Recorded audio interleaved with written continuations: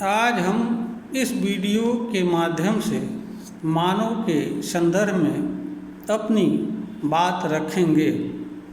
मानव इस धरती का एवं प्रकृति की सबसे उत्कृष्ट रचना होता है। यह हाड़ मांस से बने मात्र एक संरचना वाला प्राणी नहीं होता है, अपितु यह अनेक तरह की मानवीय शक्तियों से संपन्न प्राणी होता है। मानव की शक्तियों को मानवीय शक्ति कहा जाता है, क्योंकि यह शक्तियाँ मानव के माध्यम से कार्य करती हैं और मानव ही इन शक्तियों के उपयोग करने की क्षमता रखता है। इसलिए इन शक्तियों को मानवीय शक्ति कहा जाता है। मानव का इस दृष्टि से दो स्वरूप होता है। एक शक्ति का स्वरूप होता है। यह शक्ति का स्वरूप मानवीय शक्ति का होता है। शक्ति अदृश्य होती है, इसका कोई रूप स्वरूप नहीं होता है। यह वास्तव में क्या होती है, इसे जाना व समझा नहीं जा सकता है, क्योंकि ज्ञान का कोई ऐसा साधन नहीं है जिससे मनुष्य शक्ति से सीधे जुड़ सके और शक्ति को सीधे तौर पर जान सके। इसका एक कारण यह भी है कि मनुष्य की जानकारी उन्हीं चीज़ों तक होती है जिनका अपना कोई स्वतंत्र अस्तित्व होता है, जिनसे मनुष्य किसी रूप में जुड़ सकता है। शक्ति का अपना कोई स्वतंत्र अस्तित्व नहीं होता है। शक्ति किसी अन्य चीज़ के माध्यम से कर्म करती है, व्यक्त होती है और अपने अस्तित्व का बोध कराती है।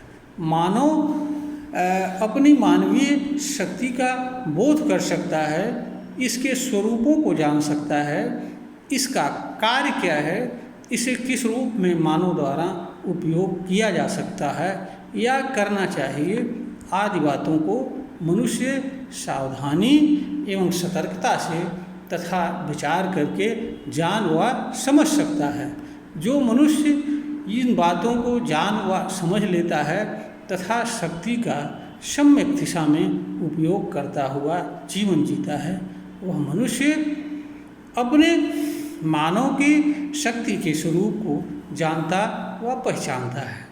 मानव का दूसरा स्वरूप साधन का होता है। मानव का साधन मानव की काया अर्थात शरीर एवं उससे जुड़ी चीज़ें होती हैं। मनुष्य की काया अर्थात शरीर, उसके साथ लगी इंद्रियां, अंतःकरण, मन, बुद्धि, विवेक, तर्क, समझ, निर्णय क्षमता आदि सभी चीज़ें मनुष्य के लिए साधन के रूप में कार्य करती हैं। साधन का अर्थ उस चीज़ से होता है जिसके माध्यम से कोई शक्ति कार्य करती है और जिसके माध्यम से कोई चीज़ अपना कार्य करता है। मनुष्य अपनी इच्छा से या अन्य तरह के सभी मानवीय क्रियाकलाप अपने शरीर के माध्यम से या शरीर के माध्यम से अन्य साधनों का उपयोग करके करता है। मनुष्य का शरीर मनुष्य के लिए साधन के रूप में कार्य करता है, इसलिए मनुष्य के लिए मानव का शरीर साधन के रूप में कार्य करता है। इसीलिए मनुष्य का दो स्वरूप होता है, एक स्वरूप शक्ति का होता है और एक स्वरूप साधन का होता है। मानव ही इस अनंत में ज्ञात सभी चीज़ों में एक ऐसा प्राणी है जिसके पास अपने कर्म को नियंत्रित करने एवं जिस कर्म को चाहे उसे करने की क्षमता प्राप्त है। अनंत में कोई ऐसी दूसरी चीज़ नहीं है जिसे अपने ऊपर नियंत्रण प्राप्त करने एवं स्वयं का नियंता बनने की शक्ति प्राप्त हो। यह शक्ति सिर्फ और सिर्फ मानव के पास ही होती है, किसी अन्य के पास नहीं होती है। इसीलिए अनंत में या प्रकृति में कहें मनुष्य की एक अलग स्थिति होती है। और इसीलिए बहुत सारे लोग यह मानते हैं कि मानव जीवन ही सबसे उत्तम प्रकार का जीवन होता है, क्योंकि प्रकृति में विद्यमान सभी चीज़ें एक साथ मानव से जुड़ी रहती हैं। उन सभी चीज़ों को मानव के माध्यम से भली भांति तरीके से जाना व समझा जाता है। तो मनुष्य वह होता है जो स्वयं के भीतर छिपी प्रतिभा को, गुण को, पावर को जान व समझ लेता है तथा यह भी जान लेता है कि उसे अपने भीतर छिपी शक्ति का उपयोग किस रूप में, कहाँ तथा किन किन कार्यों में करना चाहिए। मनुष्य के लिए ये पास यह भी क्षमता होती है कि वह जाने व समझे कि उसके जन्म एवं जीवन का उद्देश्य क्या है, इस धरती पर उसका कार्य क्या है और उसे क्या करना चाहिए, क्या नहीं करना चाहिए। जो मनुष्य उक्त बातों को जानने व समझने का प्रयास करता है तथा जान व समझ लेता है तथा वह अपने जन्म एवं जीवन के उद्देश्य के अनुसार कर्म करता हुआ जीवन जीता है, वह मानव सचमुच में मानव कहलाने का अधिकारी होता है। जो लोग मनुष्य के इस स्वरूप को नहीं जानते हैं वे लोग मनुष्य को नहीं जानते हैं, और जो लोग मनुष्य के स्वरूप को नहीं जानते हैं, मनुष्य को नहीं जानते हैं, उनके सामने नकलची एवं दिखावटी जीवन जीने के अलावा और कोई चारा नहीं रहता है। ऐसे लोग हिंदू बन सकते हैं, मुसलमान बन सकते हैं, ईसाई बन सकते हैं, राजा बन सकते हैं, महाराजा बन सकते हैं, बहुत बड़े सफल व्यक्ति बन सकते हैं, किंतु ऐसे लोग मानव नहीं बन सकते हैं। इनके अंदर मानवता नहीं आ सकती है और न इनके अंदर मानवीय मूल्य कभी स्थापित हो सकते हैं। मानव की पहचान मानव से की जानी चाहिए। मानव का मूल्यांकन मानव के कर्म, व्यवहार, आचरण, क्रियाकर्म से किया जाना चाहिए। मानव के व्यवहार का या मानव का मूल्यांकन उसके रूप, रंग, परिवार, मजहब आदि के आधार पर नहीं किया जाना चाहिए।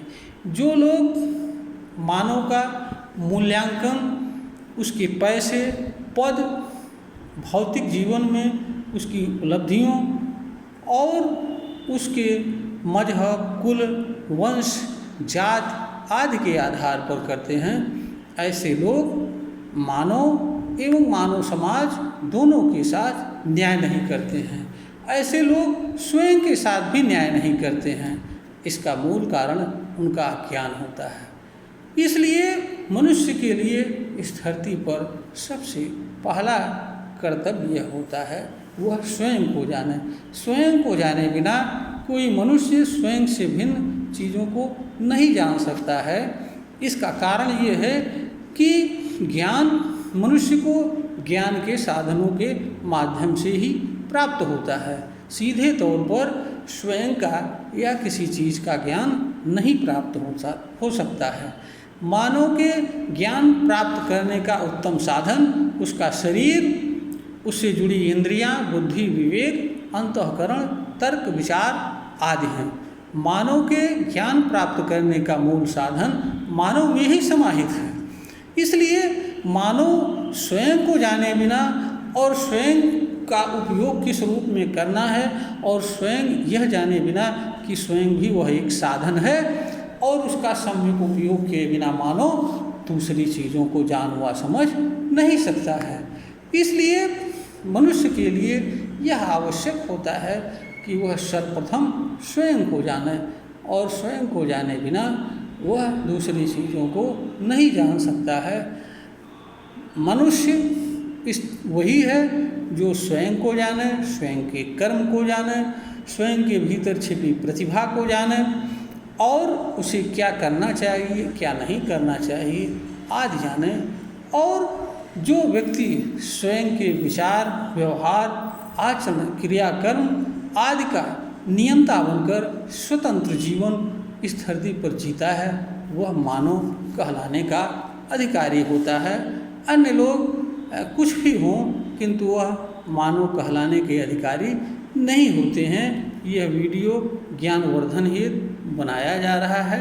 श्रोता से यह अपेक्षा है कि अगर उन्हें यह वीडियो पसंद आए तो इसे लाइक करें, शेयर करें, सब्सक्राइब करें।